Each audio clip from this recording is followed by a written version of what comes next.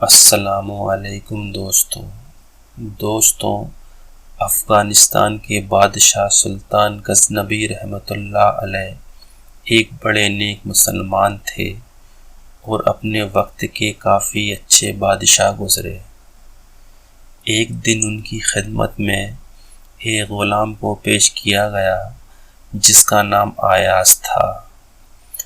ایاز تھا تو ایک دم دیہاتی قسم کا انسان، لیکن وہ بادشاہ کے لیے ایک اچھا خدمت گزار ثابت ہوا۔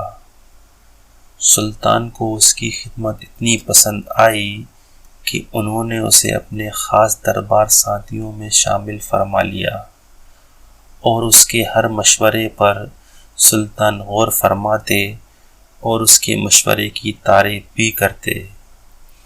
اب یہ بات بادشاہ کے دوسرے دربار ساتھیوں کو بالکل پسند نہیں آئی اور وہ لوگ ایاز کو جلن اور حسد کی نظروں سے دیکھنے لگے اور آپس میں ایک دوسرے سے صلاح مشورہ کرتے رہتے کہ کیسے سلطان کی نظروں میں اسے گرایا جائے۔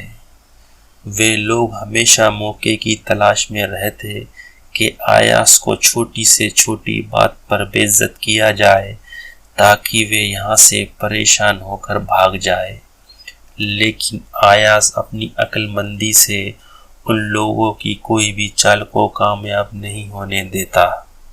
جب کافی کوششوں کے بعد ان کی کوئی بھی چال کامیاب نہیں ہوئی تو آخر کار انہوں نے ایاز کی غیر موجودگی میں سلطان سے ان کی شکایت کر دی اور کہا کہ ایاز ایک معمولی غلام ہے اور دربار کے باقی ساتھی خاندانی اور کافی پڑھے لکھے ہیں، اور جب ایک غلام کو دربار میں اتنی عزت اور قدر ملتی ہے تو اس سے ان کی توہین ہوتی ہے، اور ہم نے یہ بھی محسوس کیا ہے کہ آپ کی توجہ اور محبت ایاز کے لیے زیادہ ہے۔ یہ بات سن کر سلطان نے کہا کہ اس کا جواب میں وقت آنے پر دوں گا۔ ایک روز سلطان نے دربار میں ایک پھل منگایا جو کہ بہت ہی کڑوا تھا، اور اس پھل کے کافی حصے کروانے کے بعد ایک حصہ اپنے دربار ساتھیوں میں تقسیم کر دیا اور ایک حصہ اپنے ساتھی ایاز کو بھی دیا۔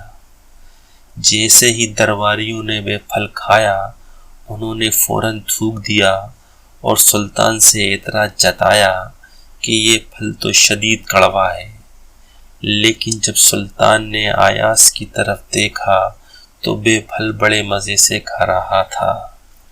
سلطان نے پوچھا، ایاز کیا یہ پھل تم کو کڑوا نہیں لگ رہا؟ اس پر ایاز نے جواب دیا، جی بالکل لگ رہا ہے، واقعی یہ پھل بہت کڑوا ہے۔ سلطان نے پوچھا، تو پھر تم اتنے مزے سے کیوں کھا رہے ہو؟ اس پر ایاز نے بہت ہی شاندار جواب دیا اور باقی درباریوں کے منہ بند کر دیے۔ ایاز نے کہا، مجھے پھل کھاتے وقت یہ خیال آیا کہ آپ کے ان ہاتھوں سے میں نے زندگی میں کتنی میٹھی چیزیں لے کر کھاتا رہا ہوں، اور آج ان ہاتھوں سے کوئی کڑوی چیز مل بھی گئی تو اس کو کیسے واپس کروں؟ اس لیے مجھے یہ بات کہنے میں شرم محسوس ہو رہی تھی۔ یہ بات سن کر سلطان مسکرایا اور اپنے باقی ساتھیوں کی طرف دیکھنے لگا۔ ظاہر سی بات ہے ان ساتھیوں کو سوال کا جواب مل چکا تھا۔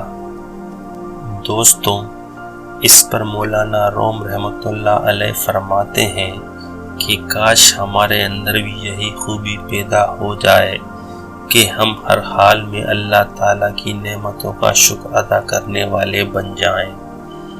جس پروردگار نے ہمیں ہزاروں خوشیاں عطا فرمائی، اگر کبھی کوئی غم اور تکلیف ہماری زندگی میں آ بھی جائے تو ہمیں اللہ سے کبھی شکایت نہیں کرنا چاہیے، کیونکہ اللہ تعالیٰ کی نعمتوں کی کوئی انتہا نہیں ہے، پر اس کے باوجود بھی ہم اللہ کا شکر ادا نہیں کرتے۔ تو دوستوں یہ قصہ کیسا لگا آپ ضرور بتائیں۔ آپ اپنے بھائی کو دیجیے اجازت۔ اللہ حافظ۔